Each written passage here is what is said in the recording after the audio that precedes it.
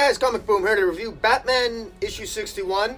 I know this review's a little late. It's it's over a week late, but the fact of the matter is that it's Christmas and Christmas holidays, and there were so many comic books that came out basically the week before Christmas because there was very few comics that came out this particular week, the week of Boxing Day week, Christmas Day, that kind of thing. So yeah, I thought I'd give this a quick review.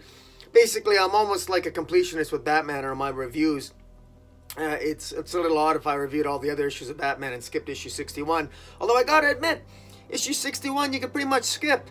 But I thought I'd at least give some lip service to it. This involves Master Bruce, the villain Master Bruce. At least we believe him to be a villain, or soon will be. It's a young Bruce. It's a young man who killed his parents. It's a young boy who killed his parents. He calls himself Master Bruce. For whatever reason, he's obsessed with the Wayne history. He's obsessed, thinking himself to be almost like a Bruce Wayne type figure.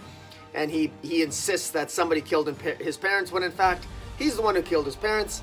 And this story is kind of just a rehash of issue 38 of Batman, in which basically Batman solves the murder of this young boy's parents who were killed, and Batman discovers that in fact this young man himself killed his own parents and experienced the trauma of all that. That obviously Batman, and as himself as Bruce Wayne felt sorry for this young kid, but obviously the kid's very disturbed because the kid himself is the one that killed his parents.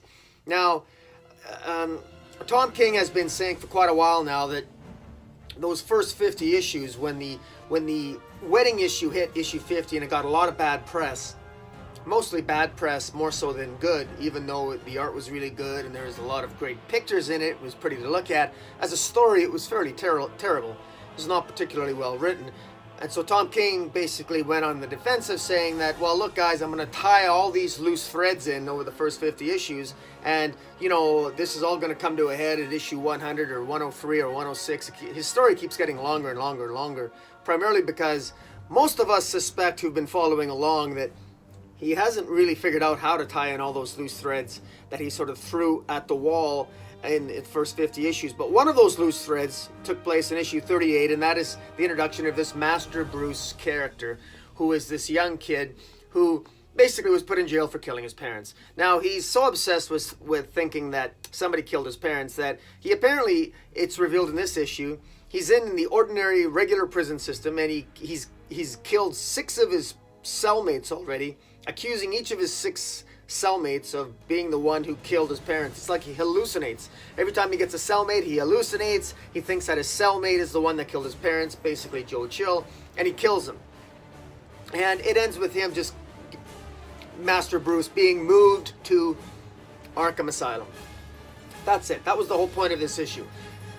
We needed some way to get Master Bruce, this character Master Bruce, this young psychotic boy, into Arkham Asylum. Now, why would Tom King need to move Master Bruce into Arkham Asylum? I think it's fairly obvious that they're setting this up so this kid can sort of be the sort of like the sidekick to Flashpoint Batman, maybe. Remember Flashpoint Batman?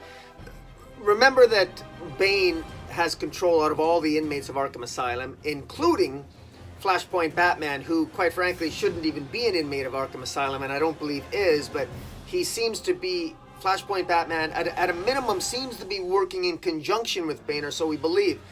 Issue 60, the issue before this one, ended on kind of a high note that Flashpoint Batman had sort of introduced himself. He had incapacitated the Penguin, incapacitated Alfred, and basically the Flashpoint Batman was there, and he was having a confrontation with Batman. And then unfortunately now we get this issue that basically has this Master Bruce kid. It's a complete sidestep, and we've gone in a different direction. But I suspect that what's happened here is that this Master Bruce kid is probably going to be the sidekick to Flashpoint Batman. Now, why would that be? Well, Master Bruce is so obsessed. He's sort of like a Bruce Wayne character. He's got Martha and Thomas and Martha literally carved onto his face. He's so obsessed with the Waynes. Chances are Thomas Wayne, who might feel an affinity toward this kid and try to help him and try to get him back to sanity. Maybe that's why. Maybe Bane is utilizing Master Bruce to try to reel in and get some type of control over Flashpoint Batman. Maybe, I don't know, just to reel all this in. Doesn't really make a lot of sense. This issue wasn't necessary. If he wanted to get Master Bruce into Arkham, well, he doesn't really need him in Arkham because Flashpoint Batman's not really in Arkham, so why couldn't he just free Master Bruce and utilize him through some other means? But in any event, it's a way of sort of reminding us that this Master Bruce character exists, and that's what this issue does. It's largely a filler issue. There's lots of people I know that were confused reading this issue. I had to reread it about 3 or 4 times just to sort of get a handle on it. And really, it's not much of anything. The whole thing is one giant hallucination of Master Bruce. It never really... he hallucinates himself being this victim whose parents were killed, when in fact this Master Bruce kid is he's nothing but a psychotic little brat who killed his parents. And now he's going to be utilized in some fashion, I'm sure, by Bane once now he is an inmate in Arkham Asylum. Why would they put a psychotic kid who's killed 5 or 6 or 7 of his cellmates?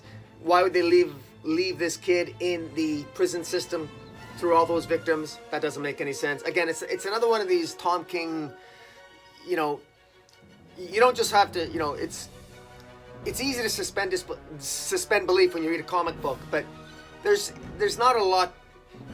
There's so much you got to swallow in order to get Tom King's story. It completely falls apart. But you can skip this issue. All you need to know is there's this kid named Master Bruce now. He's going to be in Arkham Asylum, and he's obsessed with the Waynes, and Bane's going to utilize him in some form or fashion, and probably Flashpoint Batman's going to get involved. That's all you really need to know. You can skip this issue. Just read issue 38. You'll be fine. Guys, tell me what you think of Batman 61. Tom King's the writer. The art is serviceable.